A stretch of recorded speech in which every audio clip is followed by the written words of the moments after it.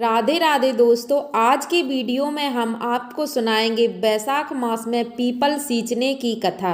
तो कथा इस प्रकार है। प्राचीन समय की बात है। किसी गांव में एक सास बहू रहती थी जो दूध और दही बेचकर अपना गुजारा करते थे।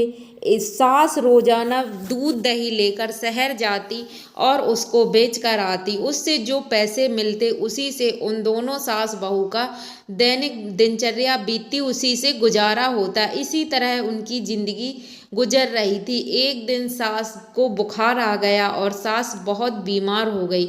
अब सास चलने फिरने में असमर्थ हो गई और वह दूध को दही को लेकर बाजार नहीं जा सकती थी। तो सास ने अपनी बहू से कहा, बहू अब मेरी हालत इस तरह की नहीं है कि मैं बाजार जाकर दूध दही बेचूं और उससे जो पैसे आए उससे हमारी घर गृहस्थी भोजन पानी का इंतजाम हो सके।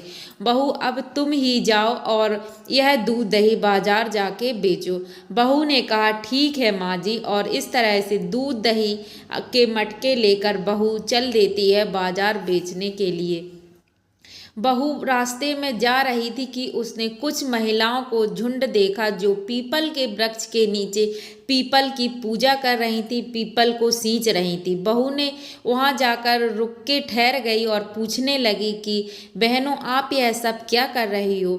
महिलाएं बोली कि हम वैशाख मास में पीपल की पूजा कर रहे हैं, पीपल देव की पूजा कर रहे हैं और पीपल देव को सींच रहे हैं। बहू पूछती है कि इससे क्या लाभ होता है। महिलाएं बताती हैं कि पीपल देव की पूजा करने, पीपल देव को जल दान करने से हमें सुख सौभाग्य प्राप्त होता है, धन संपत्ति मन चाही मुरादें हमारी पूरी होती हैं। पीपल देव हमें सब कुछ देने में सामर्थ हैं, इसलिए हम पीपल देव की पूजा करते हैं। तो बहू ने भी पूछा कि किस तरह से पूजा करी जाती है, क्या आप हमें बताने की कृपा करेंगी? अगर आप हमें बताएंगी तो आपका एहसान हम कभी नहीं भूलेंगे। महिलाएं बताती हैं कि ठीक है, अगर तुम इतना आग्रह करती हो तो हम बताते हैं। पीपल देव को बैसाख के महीने में थोड़ा सा दूध और दही जल में मिलाकर सींचने से पीपल देव प्रसन्न होते हैं, पूजन आरती कर देते हैं पीपल देवता की और शाम के समय एक दीप लगाते हैं। इस तरह से हम पीपल देवता की पूजा करते हैं। बहू ने कहा, ठीक है, मैं भी अब से पीपल देवता की पूजा करूंगी। तो महिलाएं पूजा करके अपने अपने घर चली जाती हैं। बहू सोचती है कि जब थोड़े से दूध दही चढ़ाने से पीपल देव प्रसन्न होते हैं तो क्यों ना मैं बाजार जा रही हूँ दूध दही बेचने। यह दूध दही मैं सब पीपल देवता को समर्पित कर दे दूँ। पीपल देव जरूर ही मेरी मनोकामना पूर्ण करेंगे और हमें भी सुखी संपन्न बनाएंगे। इस तरह से वह बहू जो दूध दही बाजार बेचने के लिए जा रही थी, सारा दूध दही पीपल देवता को समर्पित कर देती है और वापस आ जाती है। जब सास पूछती है कि बहू तुम पैसे नहीं लाई दूध बेचकर दही बेचकर? बहू कहती है, माँ जी पूरा पैसा 1 महीने में मिलेगा, तब तक आप हमसे पैसे के बारे में ना पूछें। बहू सास कहती है, ठीक है। इस तरह बहू रोजाना जाती दूध दही लेकर और पीपल देव में समर्पित कर देती। पीपल देव को दूध दही से सींचती और वहीं बैठकर पीपल देवता की पूजा करती और प्रार्थना करती कि हे पीपल देव, जैसे आप सबकी मनोकामना पूर्ण करते, सबको धन संपत्ति सुख सौभाग्य पुत्र देते हैं, वैसे ही मेरे ऊपर भी कृपा करें, हमारे दुखों को दूर करें। अब बहू का नित्य का यही नियम बन गया। उसने पूरे बैसाख के महीने इसी तरह से दूध दही से पीपल देवता को सींचती है। जब आखिरी दिन आया तो सास पूछती है कि बहू अब क्या हुआ, तुम पैसे आज भी नहीं लाई? तो बहू कहती है, माँ जी मैं कल जरूर से पैसे लाऊंगी। अब बहू वापस से फिर पीपल देवता के नीचे आती है और बहुत रोती है, सारी बात बताती है कि हे पीपल देवता, मैंने अपनी सास से कहा था कि मैं 1 महीना जब हो जाएगा तब मैं आपको सारे महीने के पैसे दे दूंगी, अब मैं पैसे कहाँ से लाऊं? इस तरह से बहू रोते हुए पीपल देव से प्रार्थना करती है। पीपल देवता बहू की निस्वार्थ सेवा देखकर बहुत प्रसन्न हुए और साक्षात प्रकट होकर बोले, बहू तू रो मत बेटी, तुमने मेरी दूध दही से मुझे सींचा है, मैं तुम्हारी पूजा भक्ति से प्रसन्न हूँ। यह गुल्लक कर जा और मेरे कुछ पत्ते भी अपने साथ लेकर जाओ और इस गुल्लक में उन पत्तों को भर देना और अपनी सास को दे देना। बहू कहती है ठीक है महाराज और पीपल देवता को प्रणाम करती है, गुल्लक हाथ में लेती है, पीपल देव के पत्ते बीन लेती है और उसी गुल्लक में भर कर घर पहुंच जाती है। सास पूछती है बहू पैसे लाई? बहू कहती है हाँ माँ जी, यह लो गुल्लक, इसी में है सारे पैसे, जो कुछ भी मैंने 1 महीने में कमाया वो मेरी सारी कमाई इसी गुल्लक में है।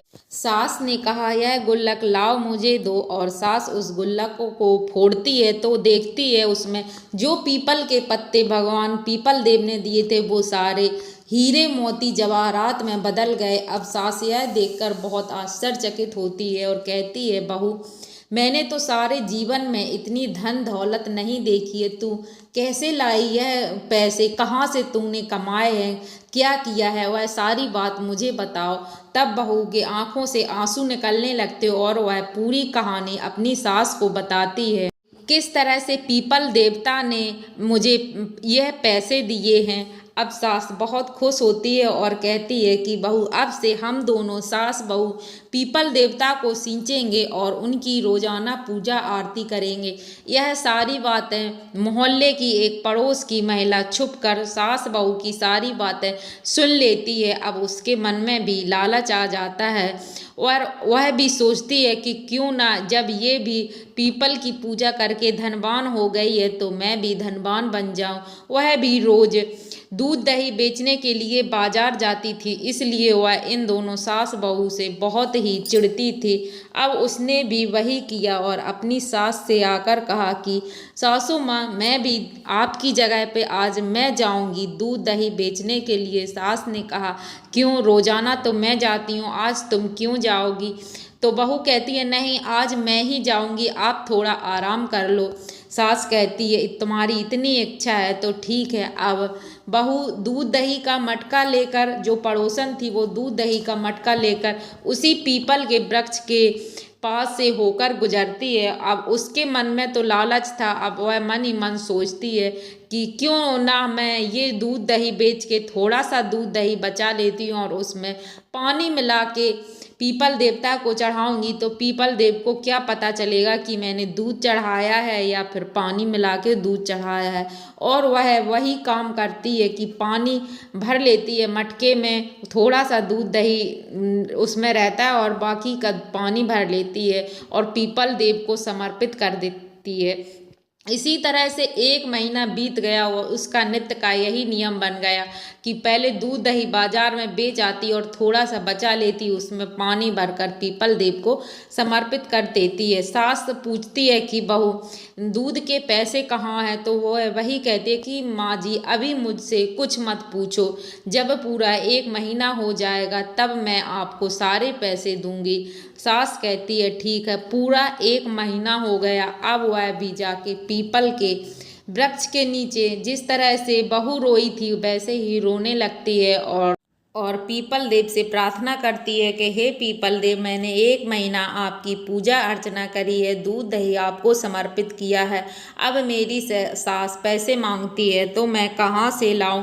पीपल देव सारी बातें जानते थे, वह तो अंतर्यामी है। जो पीपल देव सोचते हैं कि यह महिला जो धन के लालच के वशीभूत होकर मेरी पूजा कर रही है वह अंतर्यामी सब कुछ जानते थे। तो पीपल देव साक्षात प्रकट होकर उस महिला को भी एक गुल्लक देते हैं और कहते हैं कि ये जो मेरे पत्ते हैं जाओ इस गुल्लक में भरकर अपनी सास को दे देना और कह देना मैंने जो भी कमाया है वो मेरी सारी कमाई इसी गुल्लक में है। बहू बड़ी खुश होती है पड़ोसन और खुशी खुशी अपने घर जाती है।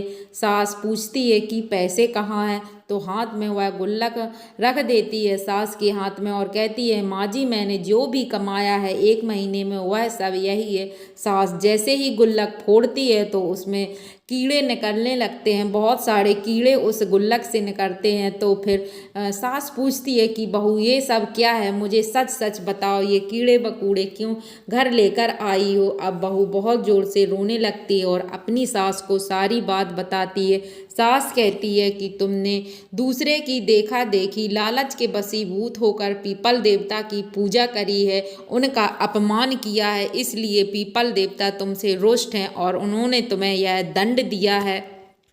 अब तुम मेरे साथ चलो और पीपल देवता की निस्वार्थ सेवा करो, उनसे प्रार्थना करो, माफ़ी मांगो, निश्चित रूप से पीपल देवता प्रसन्न होंगे। इस तरह से सास बहू ने नित्य का नियम बनाया। वो रोजाना दूध दही लेकर पीपल देवता की पूजा करती और उनसे रोज माफ़ी मांगती। पीपल देवता एक दिन प्रकट होकर सास बहू को दर्शन देते हैं। सास बहू क्षमा मांगती हैं अपने किए के लिए। इस तरह से पीपल देवता उन्हें क्षमा करते हैं और की समस्त मनोकामनाएं पूर्ण करते हैं। पीपल देवता से आशीर्वाद लेकर सास बहू अपने घर खुशी खुशी चली जाती हैं। इस तरह से पीपल देवता की कथा पूरी होती है। तो दोस्तों, आपको कहानी कैसी लगी कमेंट में जय श्री हरि विष्णु जरूर से लिखिएगा। मिलते हैं ऐसी ही दूसरी कथा कहानी के साथ, तब तक के लिए राधे राधे।